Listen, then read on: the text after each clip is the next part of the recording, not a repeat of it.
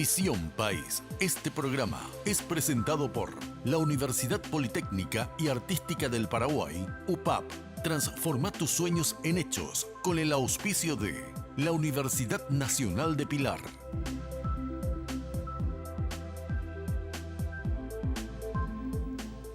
Bienvenidos a Visión País, buenas noches, agradecemos su preferencia.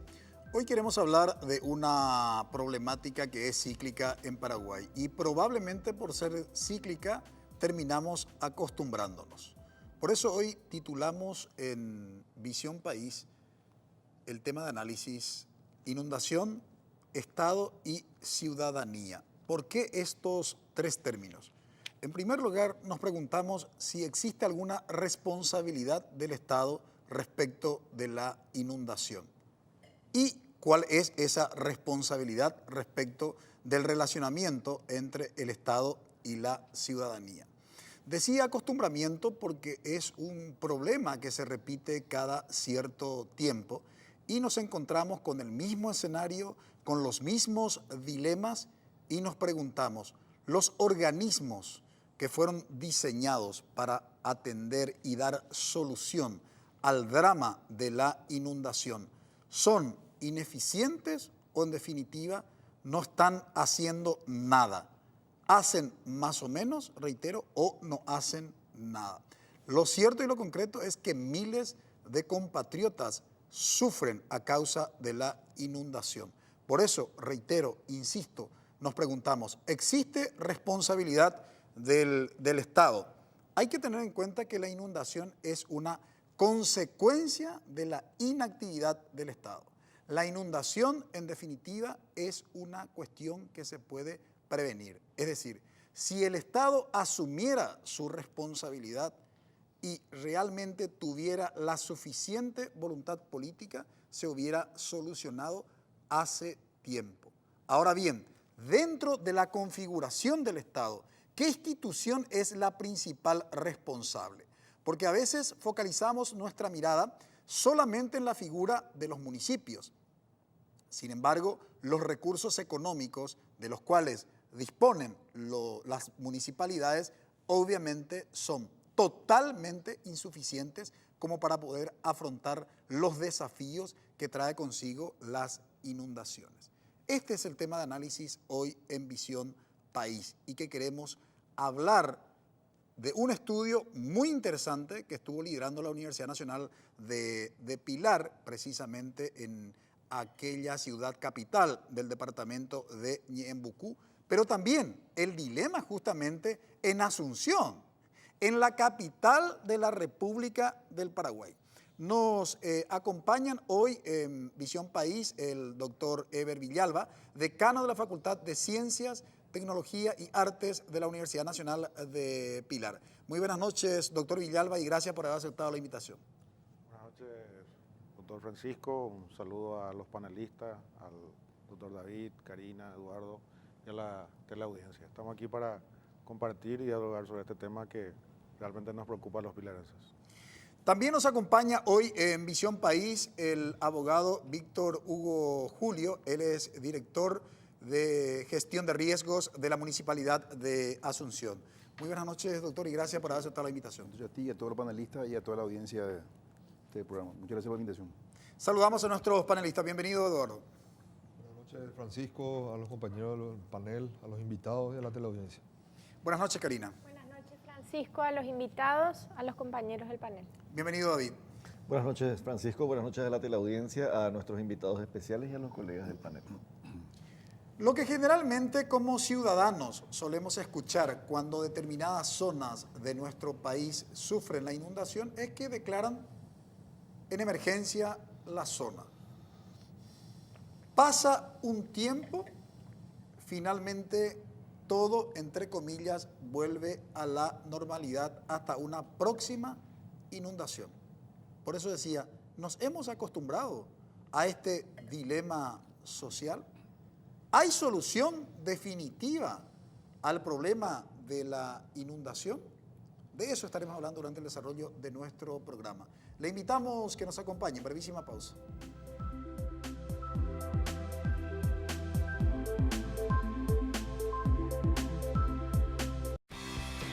Porque decidiste cambiar y mejorar. Elegiste ser quien siempre te propusiste. Tu fortaleza es la confianza. Y esa confianza te llevó a que ahora te llamen abogada. Transforma tus sueños en hechos. UPAP, hacemos. Dedicación, excelencia, innovación, investigación, profesionalismo, solidaridad. Son virtudes que el país demanda y hay personas como vos y yo que las estamos alcanzando. El desafío no es fácil, hay muchos obstáculos, pero siempre están las herramientas y la ayuda necesaria.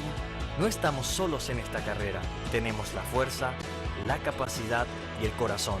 Y porque amamos lo que hacemos, queremos ser los mejores para ofrecer lo mejor.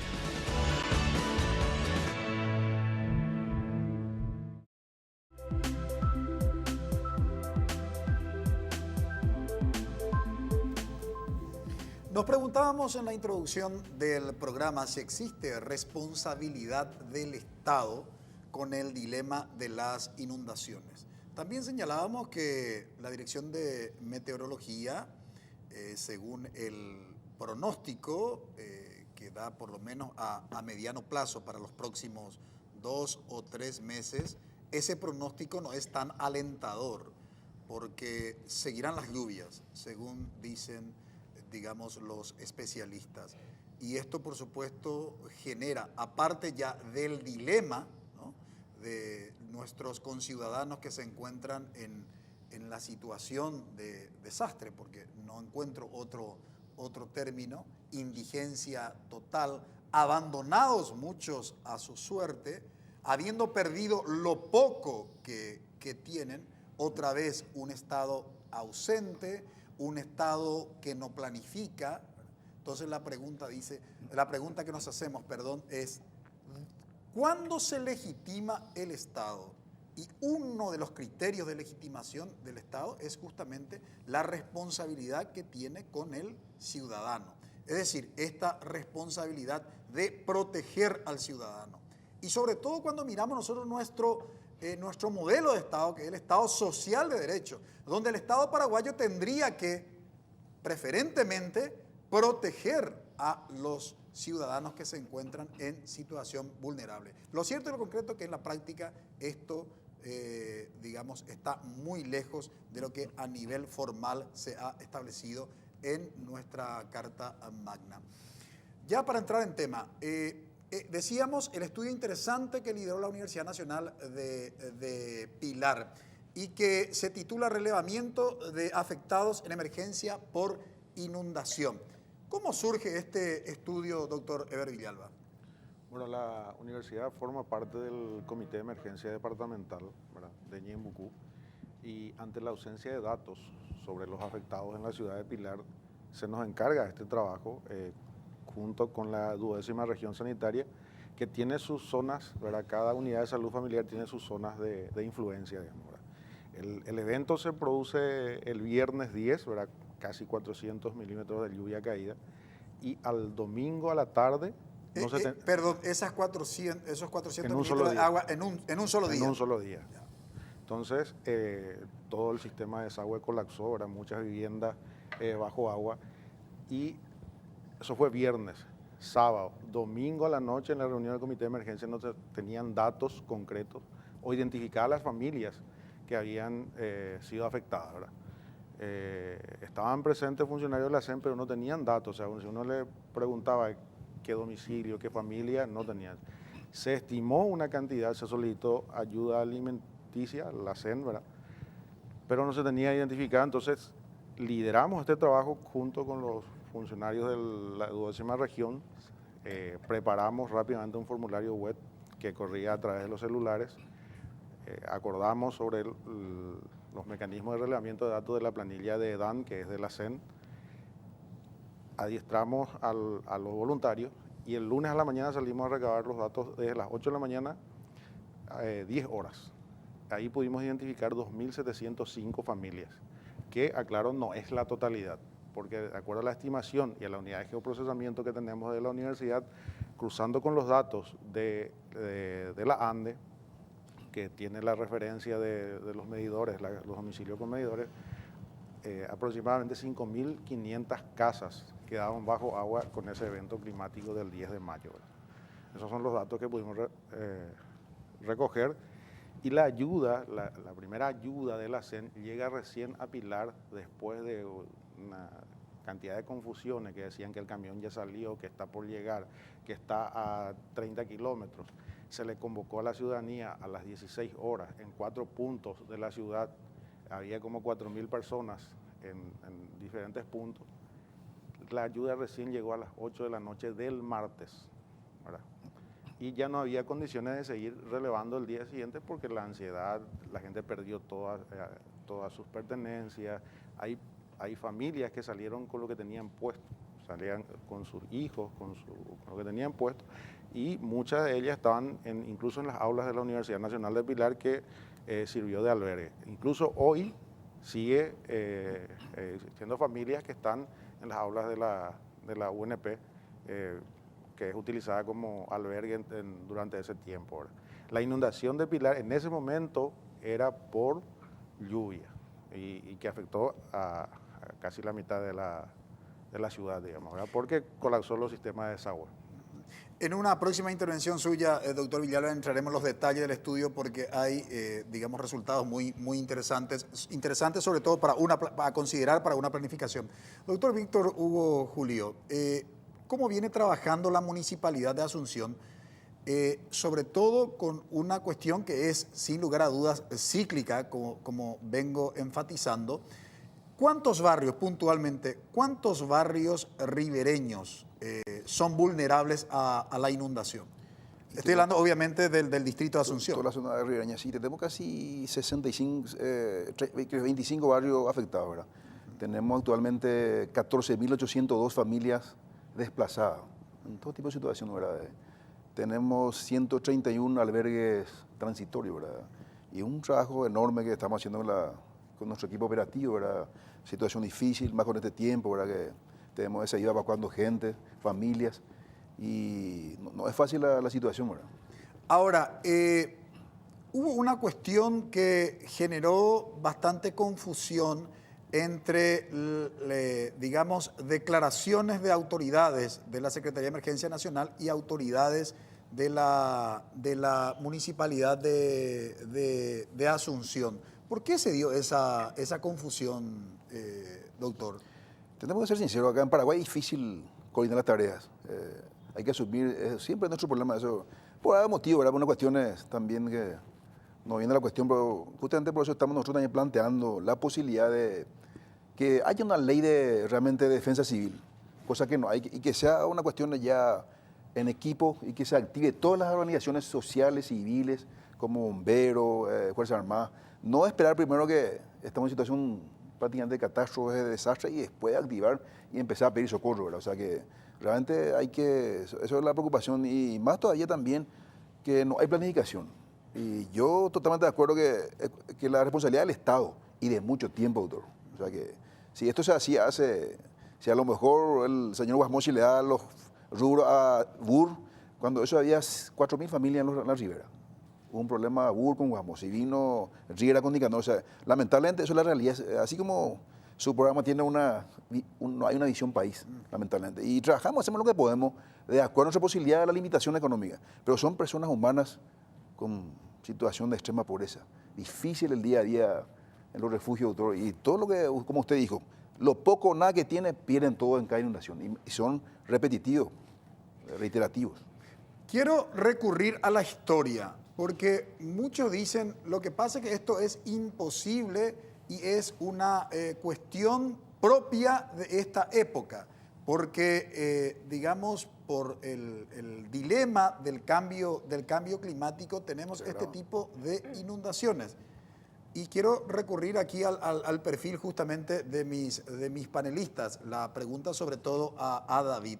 Los registros históricos en relación con el tema de la inundación en Paraguay, ¿existen datos que de alguna manera nos ilustren cuándo se comenzó a registrar estos problemas de inundaciones en Paraguay, David?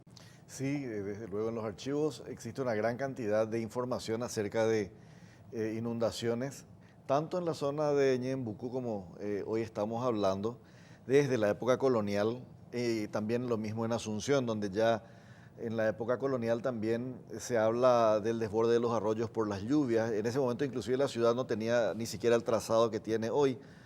Y esto por no mencionar escenarios más actuales, más recientes, donde en fotografías relativamente contemporáneas se puede ver todavía las calles del microcentro de Asunción cruzadas sobre tablas por la gente, ¿verdad? El último evento que tuvimos climático de unos días atrás se parecía mucho a escenas de los años 70, de los años 80, que la gente posiblemente haya olvidado, porque además somos un país muy joven, en el sentido de que más de la mitad de la población tiene menos de 30 años, entonces no tiene el registro posiblemente de estos hechos que en la memoria de la gente están presentes. Y una cuestión más, Francisco, simplemente para recordar que con el régimen de crecidas del río no solamente quedan afectadas las familias que viven en el entorno inmediato, sino que la actividad económica de la ciudad se paraliza, como un todo. Me gustaría saber si el estudio que se está haciendo en Pilar contempla la evaluación de los daños, por ejemplo, al empleo. ¿Cuántas pérdidas de empleo hay en el día? ¿Cuánta pérdida de maquinaria hay? ¿Cuánto hay que volver a invertir para recuperar los negocios? En fin, creo que el daño es a la economía en su conjunto, de manera que también esto nos dice, y creo que mis colegas van a coincidir, que este no es un problema exclusivamente de la gente que vive en la ribera, en la medida en que la problemática termina desplazándose al conjunto de la ciudad. De alguna manera todos somos solidarios y responsables también en el sentido de decir, bueno, ¿qué tenemos que hacer los demás también para que esta situación cambie? Ahora, Karina, ¿cuál es el problema para una planificación? Y te formulo la pregunta por tu experiencia en un momento dado como parte de un poder del Estado central y con tu experiencia también en un gobierno local como es la municipalidad. Bueno, yo creo que tiene que ver primero con una situación que bien lo decía el director, de riesgos en términos históricos, ¿verdad? Si esto se hubiera buscado una solución por lo menos parcial o integral hace 20 años, la población directamente afectada iba a ser otra, ¿verdad? Hoy por hoy el problema no es solamente la falta de planificación en términos de riesgos, de el cambio climático, de la adversidad meteorológica a la que estamos expuestos, sino en líneas generales, porque en realidad el hábitat de las zonas ribereñas también tiene que ver con procesos de expulsión de comunidades del interior que se fueron trasladando a zonas urbanas sin tener políticas habitacionales, sin tener políticas de salud, sin tener ningún tipo de acompañamiento. Entonces, no es solamente un problema que nos compete a las instituciones en el ámbito de la emergencia, sino que denota la ausencia del Estado durante décadas en todas estas aristas que hacen al crecimiento y desarrollo de un país. O sea, en el caso de Asunción, concretamente, hace 15 años era otra población. ¿Qué pasó? ¿Por qué nosotros hoy tenemos las zonas ribereñas habitadas con la densidad poblacional que tenemos? Por ejemplo, claro que la magnitud de la intervención va a ser diferente y ciertamente estos fenómenos cíclicos se van agudizando por la magnitud también y se tornan cada vez más complejos de ser intervenidos por la cantidad de familias que están siendo afectadas. Tenemos, bueno, en el caso de Pilar, fue en un solo día en que aconteció un fenómeno meteorológico, pero en el caso digamos, del ciclo habitual anual, igual tenemos cientos de familias afectadas por la ausencia de políticas permanentes de acompañamiento de ese sector y que demuestran que en realidad no hay planificación, no solamente en la administración de la emergencia, sino en general en las políticas de Estado. Eduardo, ¿cómo ves esta problemática que se repite año tras año? Bueno, yo me quería referir a lo que estaba hablando acá el doctor con respecto a la planificación. Yo creo que podemos buscar culpables anteriores, pero me parece a mí que acá el problema es hoy actual y va a ser para el futuro inmediato de Asunción, de Pilar, de Alberdi y de todas las ciudades ribereñas sobre el río Paraguay. Y me gustaría aclarar ese tema del río Paraguay porque lo mismo no pasa sobre el río Paraná. Conste que el río Paraná es de mayor caudal, tiene Pero recordemos que el río Paraná tiene 2 represas encima que controlan el volumen de agua y generan energía eléctrica. El río Paraguay no tiene la misma capacidad de generación, pero sí se puede controlar de la misma manera. Entonces acá sí nosotros como país o como población o como ciudadanos no planteamos una solución definitiva del control, ¿verdad?, del flujo de agua, que es nuestro único desastre natural, entre comillas. Nosotros no tenemos terremotos, volcanes, no tenemos... Y bueno, con la deforestación son los 2 desastres naturales, pero uno no depende de nosotros, entre comillas, que es el tema del río. Si nos empezamos a controlar el tema del río con un sistema de diques, con un sistema de ingeniería que pueda prever este tipo de crecida y por lo menos tratar de mitigar las crecidas, evidentemente cada año va a ser mayor la población afectada. Y va a llegar el momento, y de hecho quiero compartir eso con ustedes y con la teleaudiencia. Yo tuve la oportunidad de visitar la semana pasada, la represa de Yacyretá, en la cual justamente los técnicos me estaban diciendo de que por suerte el río Paraná no estaba en crecido, sino que está más bajo que el río Paraguay. Por tanto, el río Paraguay está, a pesar que está crecido, está corriendo, digamos. Si el río Paraná llega a crecer antes que el río Paraguay o al mismo tiempo, el efecto que genera sobre el río Paraguay es mucho mayor de la creciente. ¿Por qué? Porque el río Paraguay es más lento que el río Paraná, por tanto, crece hacia arriba.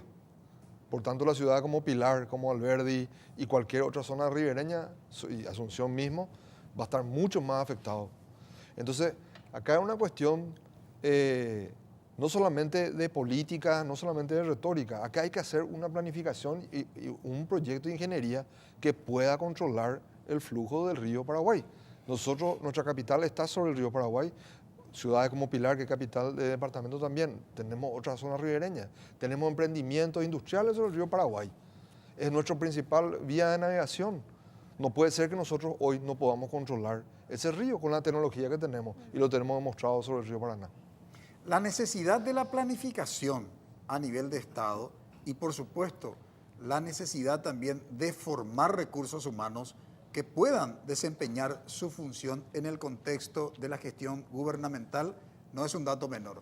Por eso la Escuela de Gobierno y Políticas Públicas Norberto Bobbio ha iniciado sus actividades el pasado 4 de abril y a partir del día de mañana comienza con algunos diplomados. El diplomado que se inicia mañana lunes es de Derecho Constitucional, que estará a cargo del profesor doctor Juan Carlos Mendonca Bonet, y el curso de didáctica universitaria para aquellos que están enseñando en las instituciones universitarias y no tienen este curso, que es un requisito legal, o para aquellos egresados universitarios y que tienen interés en enseñar en las universidades, es un requisito que deben cumplir. Los interesados pueden llamar al 0981-256-726 o entrar a la página de la escuela www.escuelabobbio.edu.py.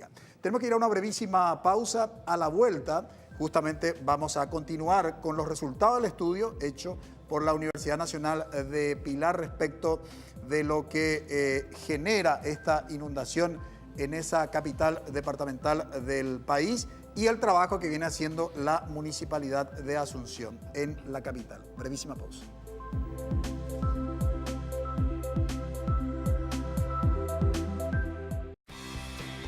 Porque decidiste cambiar y mejorar. Elegiste ser quien siempre te propusiste. Tu fortaleza es la confianza. Y esa confianza te llevó a que ahora te llamen arquitecto. Transforma tus sueños en hechos. UPAP. Hacemos.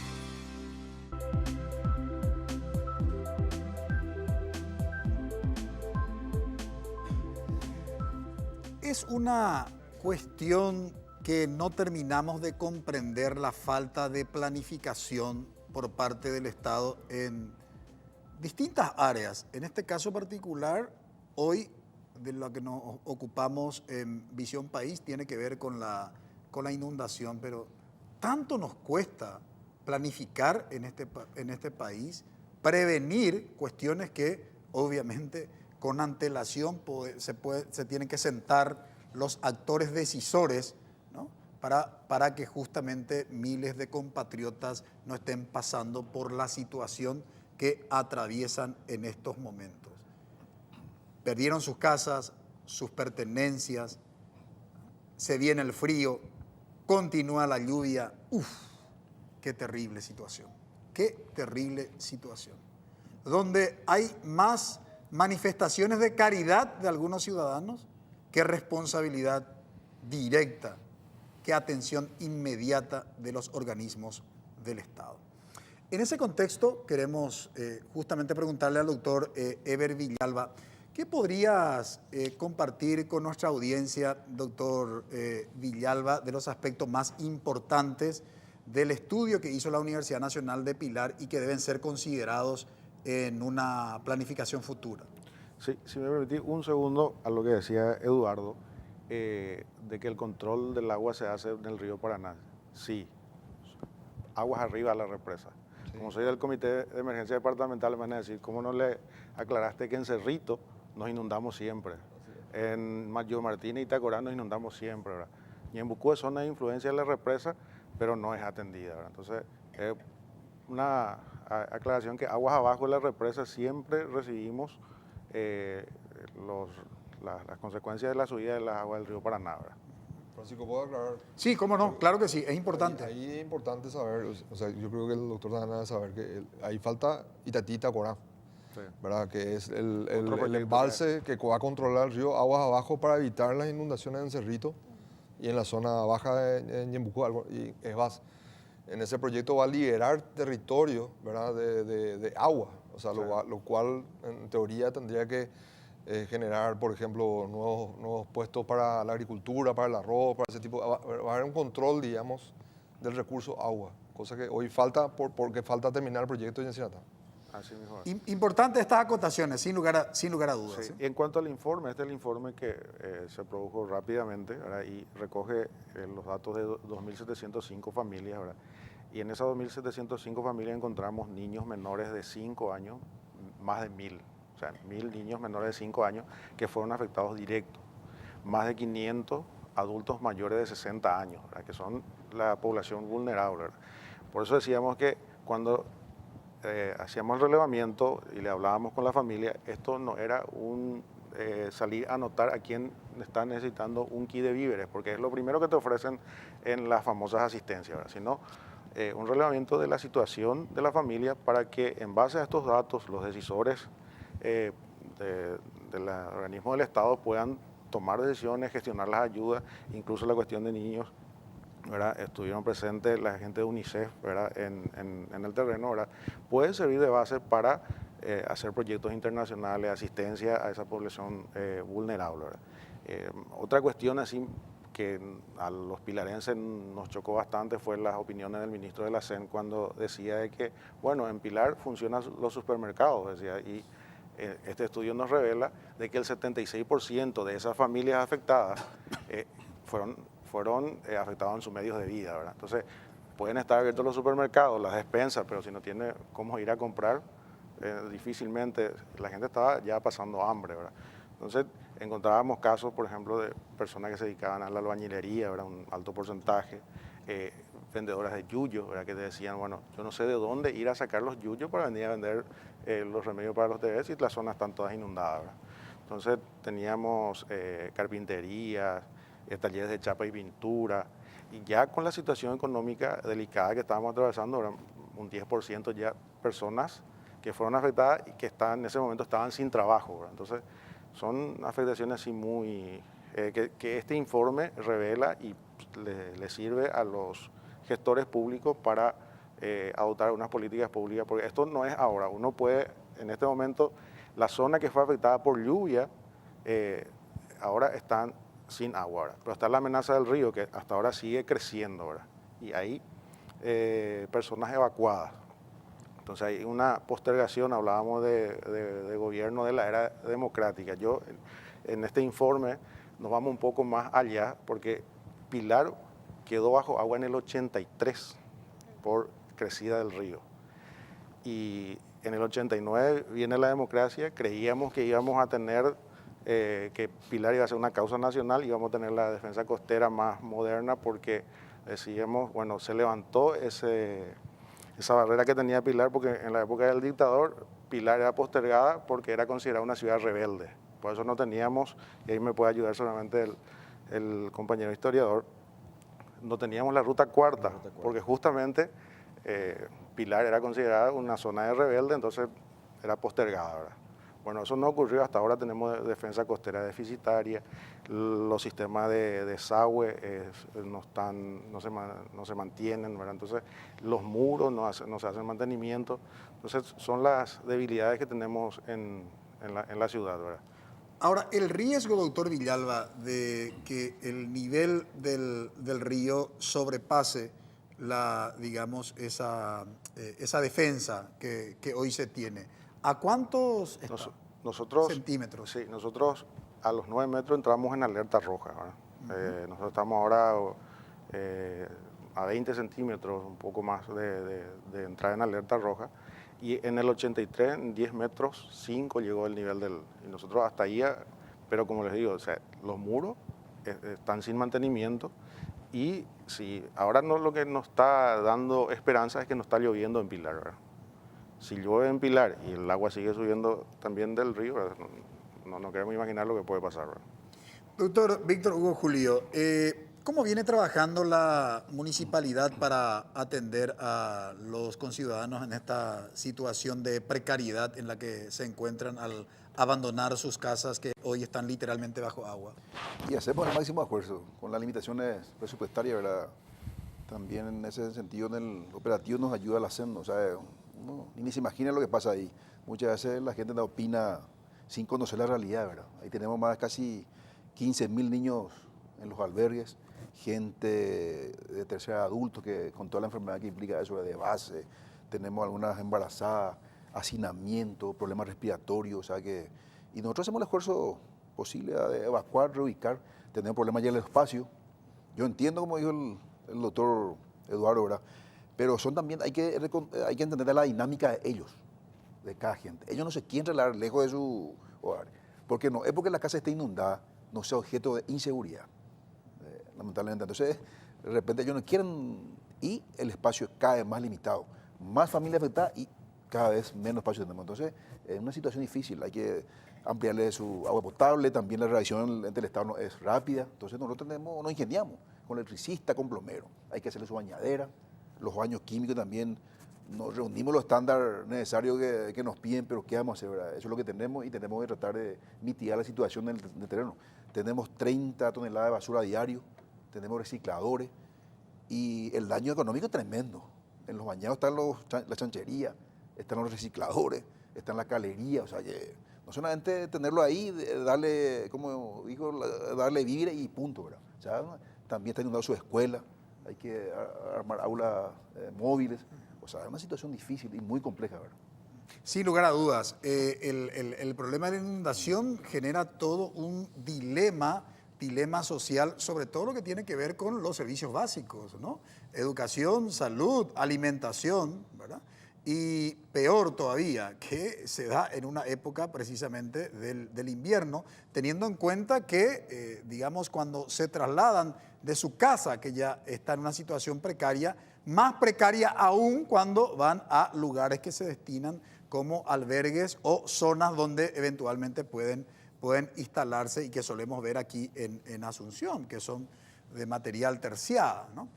La Escuela de Gobierno y Políticas Públicas Norberto Bobbio mañana inicia su diplomado en Derecho Constitucional que dictará el profesor Dr. Juan Carlos Mendonca Bonet. Este diplomado está abierto a todos aquellos interesados, no solamente para los abogados, todos aquellos profesionales de cualquier área que quieran conocer cuáles son los alcances y las limitaciones de la Constitución Nacional pueden participar de este diplomado. También mañana lunes de 17 a 21 horas, tanto el diplomado en Derecho Constitucional como el curso de Didáctica Universitaria se inicia. El curso de Didáctica Universitaria dictará el profesor doctor Francisco Jiménez y la profesora doctora Natalia Coppola.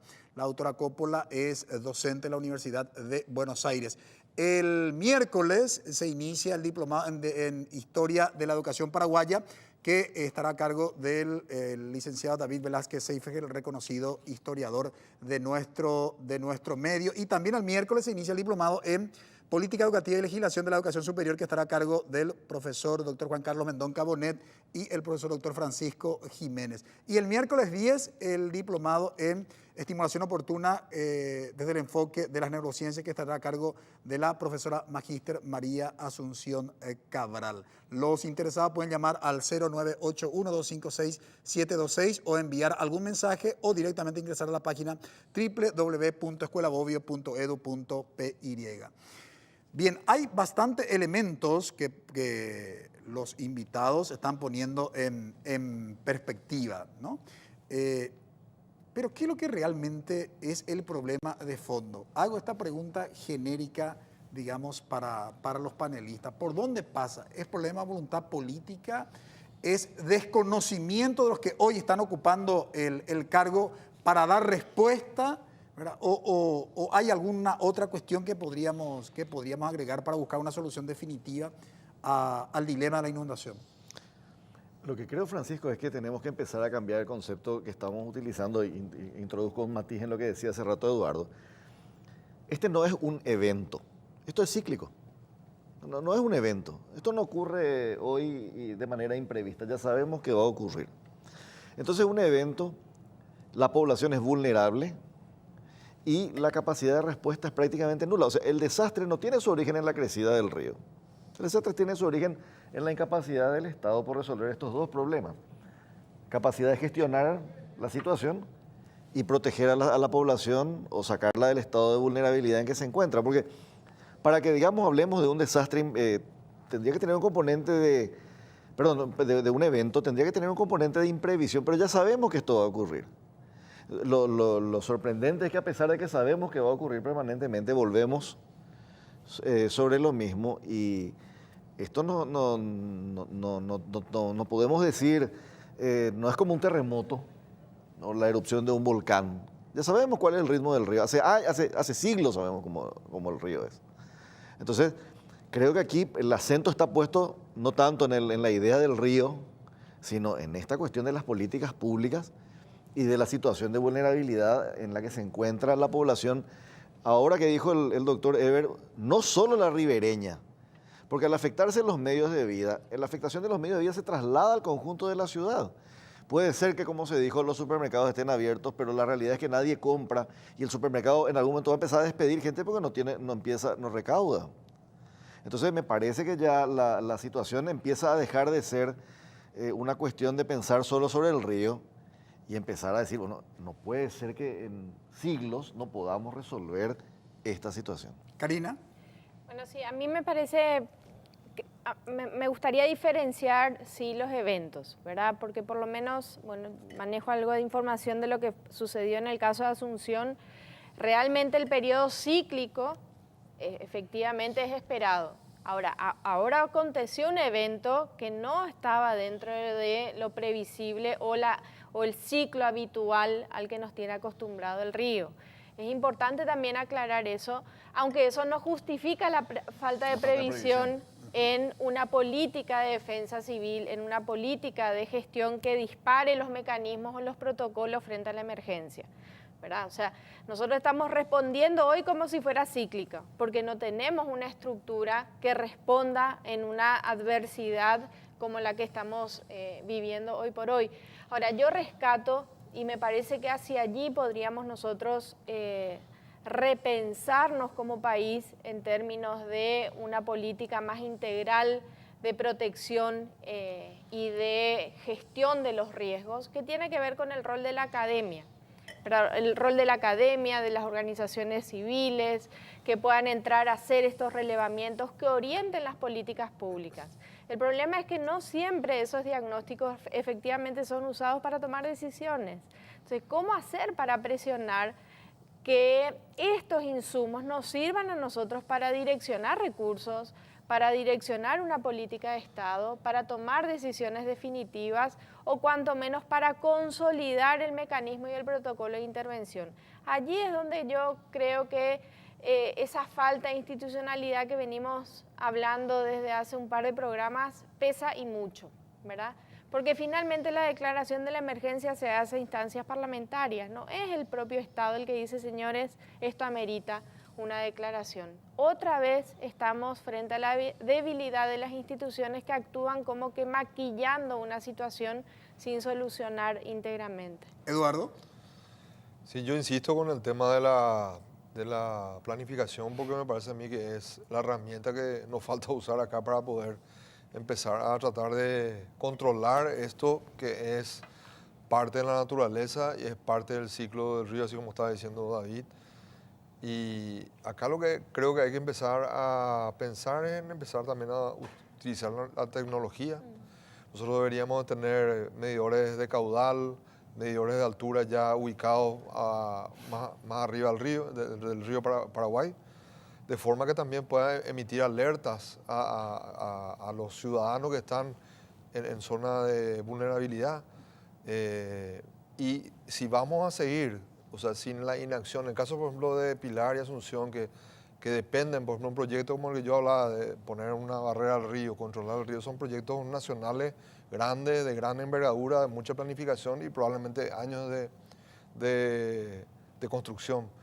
Pero en el caso de las municipalidades y en el caso de las intendencias que están ribereñas, deberían de buscar una solución paliativa ya medio definitiva. ¿Por qué? Porque eso, así como decía Karina, es repetitivo, es un ciclo que se agudiza. Porque como dice ella, este ciclo ahora no estaba previsto. Pero si no está previsto ahora, quiere decir que cuando está previsto probablemente suceda. Entonces, lo mejor sería ya empezar a tener estas casas de refugio ya totalmente previstas, ¿verdad? Y con todo lo que necesita para poder dar una buena cobertura a estas familias que están bajo este riesgo, tanto en Pilar, tanto en Asunción, en Alberdi, hay varias otras ciudades, ¿verdad? En el cual el Estado podría apoyar en eso y armar ya algo digno, porque ir a vivir en esas plazas así como hoy están viviendo no es digno ni para un perro, esa es la realidad, por más esfuerzo que haga la intendencia, por más esfuerzo que haga. Un compatriota, un paraguayo no puede estar viviendo en esas condiciones, es una verdadera vergüenza, nos debería dar a nosotros como ciudadanos, no podemos permitir ya que esto suceda, es una tomadura de pelo, porque realmente se gastan millones y millones de dólares todos los años y cada 6 meses por este tipo de cosas y no hay una solución definitiva. Para despedir al abogado Víctor Hugo Julio, ¿cuáles son las principales dificultades que tienen para responder desde el municipio a las necesidades? Y lo primero el presupuestario, pero también hay que, así como dice Eduardo, no solamente afecta al tema económico, y también afecta a los vecinos que le recibe a los administradores. Son toda su problemática social, ellos llevan donde se van. Entonces, problema de convivencia, problema de su música, problema eléctrico, porque sobrecarga la electricidad, utiliza el sistema de agua potable. O sea, un cúmulo de cosas que realmente es lamentable, doloroso, nosotros que estamos en el terreno. Y como dice, el millón de plata de aquí a 2 o 3 décadas, ¿cuánto ya se gastó? Tiene un proceso de planificación y hacerla ahora por bloque, por etapa, pero empezar a hacerlo ahora. Pero no tampoco sin la participación de la gente, tampoco un proyecto a atropellar sin la participación, ellos sin planificar, y también los albergues permanentes con mejores condiciones. Y eso dependemos nosotros del Estado. Hemos planteado nosotros algunos lugares grandes, ¿verdad? Y hasta hoy no tenemos respuesta. Entonces, y también para la intervención de las obras grandes que se van a hacer. Pues tener que quitarle ahí de la zona y ubicarle en un lugar digno mínimamente, como dice, justamente, eso es la condición, ¿verdad? Y la solución, usted decía, doctor, es la ley de emergencia nacional. Civil. Defensa civil. O si no hay que, ese es el término puede ser Fuerza Armada, puede ser bombero, o sea, inclusive eso se puede hacer por departamento, por municipio. Se prepara la gente, ¿verdad? Entonces se activa una emergencia y todo el mundo está. No es necesario que yo le invite por nota, o por favor, venía acá, por favor, usted puede venir allá. O sea, es automático, ¿sabes? Y no tenemos una ley civil donde, pues también por cuestiones, ustedes saben, que lamentablemente hay mucha contaminación política, realmente. Entonces, hay que mirar, así como dice su programa, visión país, porque esto es un problema de todo, acá no hay color, religión. La realidad de la gente es dolorosa. Así mismo. Muchísimas gracias por compartir con nosotros, doctor Víctor Hugo Julio. que es director de la Dirección de Riesgos de la Municipalidad de Asunción. A la vuelta de la pausa, seguiremos con los resultados del estudio liderado por la Universidad Nacional de Pilar.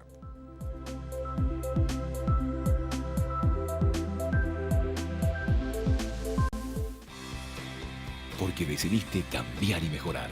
Elegiste ser quien siempre te propusiste. Tu fortaleza es la confianza. Y esa confianza te llevó a que ahora te llamen doctora. Transforma tus sueños en hechos. UPAP. Hacemos.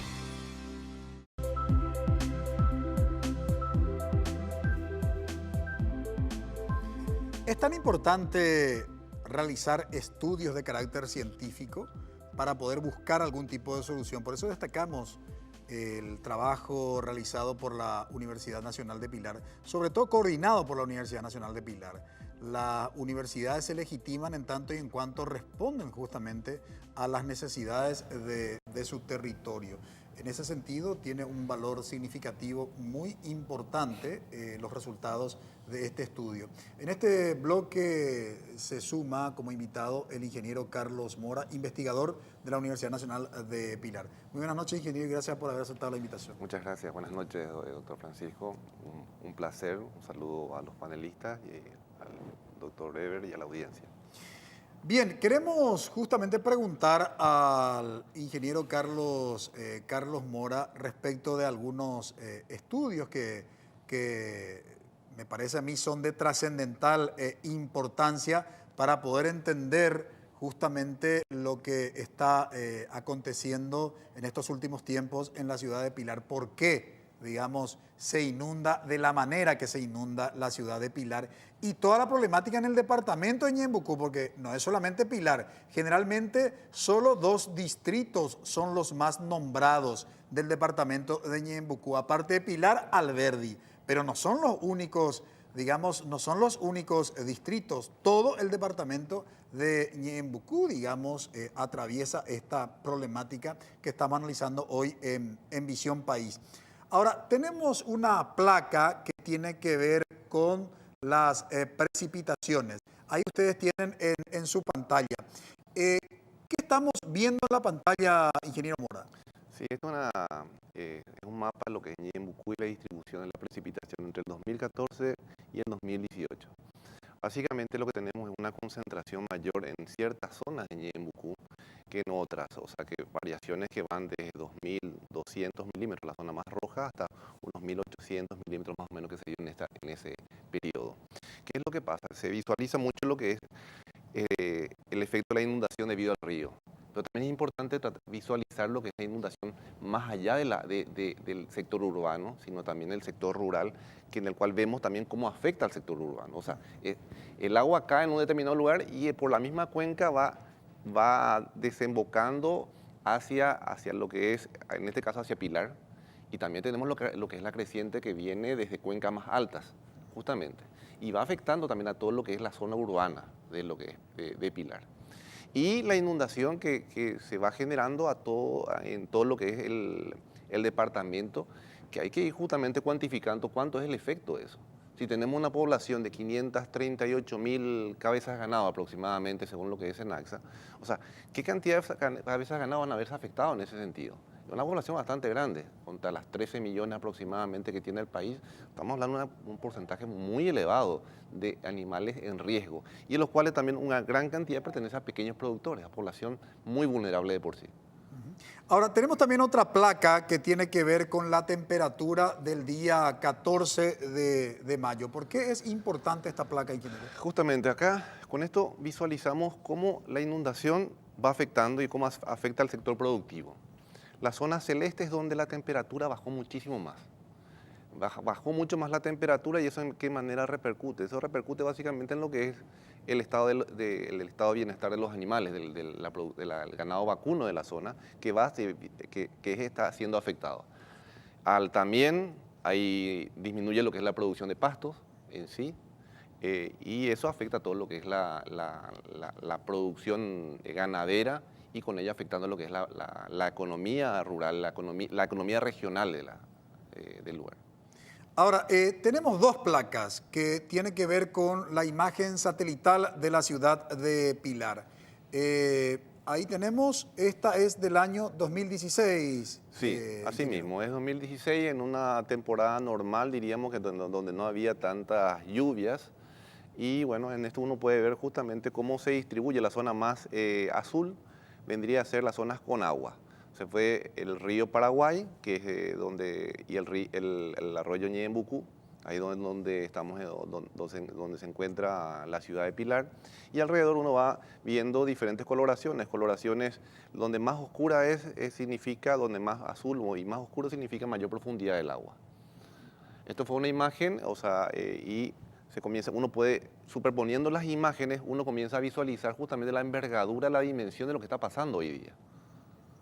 Ahora, y tenemos una imagen satelital de la ciudad de Pilar, año 2019, hoy, que es lo que ustedes están viendo en la placa. Claro, esto es a posterior a la lluvia. Entonces estamos viendo cómo está afectado todo lo que es la región. O sea, que todo lo que es azul es agua. Y se visualiza justamente el impacto justamente de lo que está creciente. Doctor Villalba. Sí, en esa misma placa, los puntos verdes Sí. que se ven ahí son las casas de las familias afectadas, ¿verdad? O sea, que está en esa última placa, que fueron objeto del censo, ¿verdad? Ya, muy interesante lo que está diciendo el doctor Villalba, solo para la audiencia, porque ahí tienen el comparativo, la imagen satelital del año 2016 y la del 2019 después de la lluvia. Pueden visualizar en su pantalla la diferencia que termina siendo una gran tragedia, ¿no? Una gran tragedia natural, sin lugar a dudas. Ahora, doctor Villalba, ¿qué más podríamos destacar del estudio y que debe considerar sobre todo los organismos del Estado? Porque lo que vemos generalmente en una situación de inundación más activo en términos de figura estatal, generalmente son los municipios, que no tienen recursos económicos suficientes, que no tienen otro tipo de capacidad para poder afrontar las necesidades que representa la inundación. Entonces, el trabajo de ustedes es un trabajo muy interesante en términos de insumo para una planificación. Pero, ¿qué ustedes puntualizarían que deben tener en cuenta los organismos del Estado?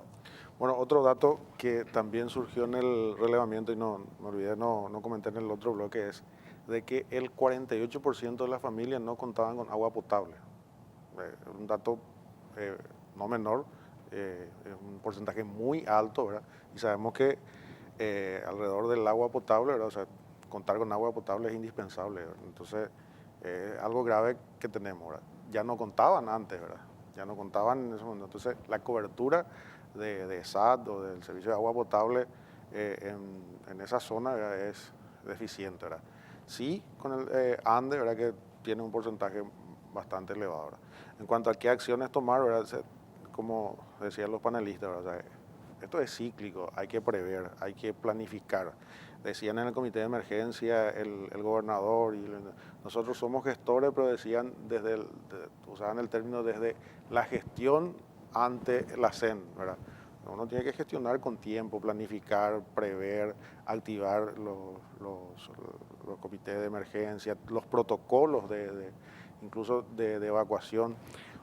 Otro aporte que hicimos de la Universidad Nacional de Pilar, que ahora está a disposición a través de la tecnología, a través de la web, es el mapa isométrico, que uno entrando en la página de la universidad pone su ubicación y puede saber hasta qué metro de nivel del río puede quedarse, es seguro estar en ese lugar, ¿verdad?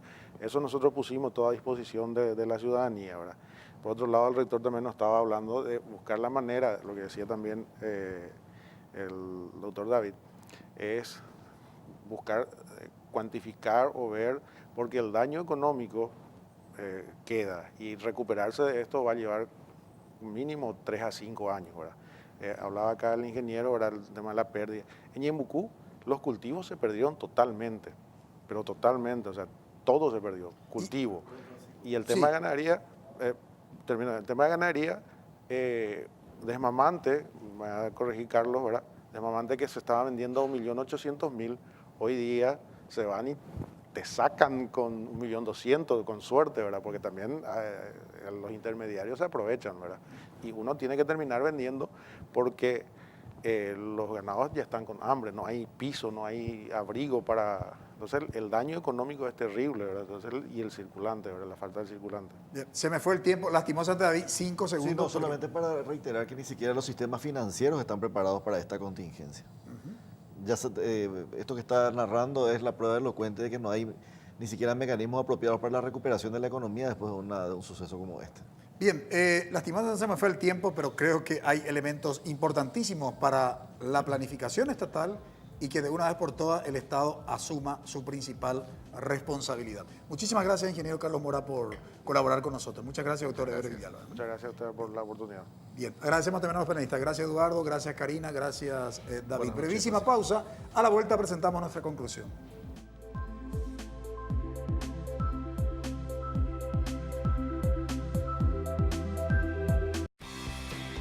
Porque decidiste cambiar y mejorar. Elegiste ser quien siempre te propusiste. Tu fortaleza es la confianza. Y esa confianza te llevó a que ahora te llamen ingeniero. Transforma tus sueños en hechos. UPAP. Hacemos. Dedicación, excelencia, innovación, investigación, profesionalismo, solidaridad. Son virtudes que el país demanda y hay personas como vos y yo que las estamos alcanzando. El desafío no es fácil, hay muchos obstáculos, pero siempre están las herramientas y la ayuda necesaria. No estamos solos en esta carrera, tenemos la fuerza, la capacidad y el corazón.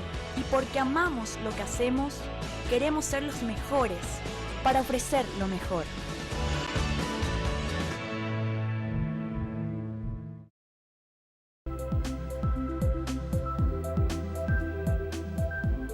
El tema de análisis fue inundación, Estado y ciudadanía. La inundación es consecuencia de la inactividad del Estado. Por tanto, el Estado tiene el deber de actuar, de proteger a los ciudadanos. No podemos comprender que cada año, que cada cierto tiempo, este fenómeno de la inundación arrastre problemas de carácter social, de indigencia y de una precariedad de los servicios públicos como educación, salud y alimentación en la que se encuentran los ciudadanos que están en el contexto de las zonas ribereñas. El Estado necesita responder a estas necesidades. Ojalá la clase política tome conciencia de esto. Agradecemos su preferencia. Que todos tengan un buen inicio de semana. Buenas noches.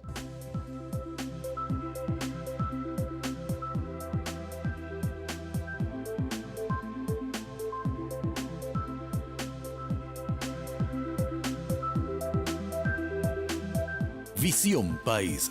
Este programa fue presentado por la Universidad Politécnica y Artística del Paraguay, UPAP. Transforma tus sueños en hechos con el auspicio de la Universidad Nacional de Pilar.